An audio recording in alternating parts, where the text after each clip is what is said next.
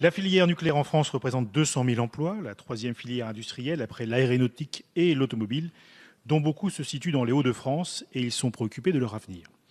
Cette industrie apporte à la France sécurité d'approvisionnement, compétitivité économique et des décennies d'avance sur ses voisins européens en matière d'émissions de gaz à effet de serre. C'est aussi une industrie d'exportation dont le président de la République soutient le développement dans les plus grands pays du monde en forte croissance, comme la Chine ou l'Inde.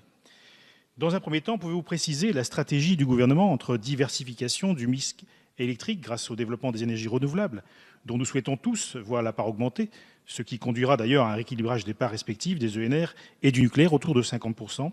et une stratégie du sortie du nucléaire. Au jour où le projet CIGEO défraie la chronique à Bure,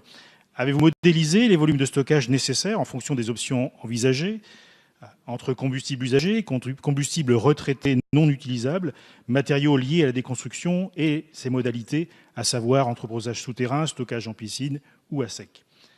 Enfin, les efforts en matière de diversification des modes de production ont besoin d'être accompagnés d'une maîtrise, ou plutôt d'une baisse de la consommation électrique, pour ne pas subir l'impact du développement massif du véhicule électrique attendu dans l'optique de la fin des véhicules à moteur thermique.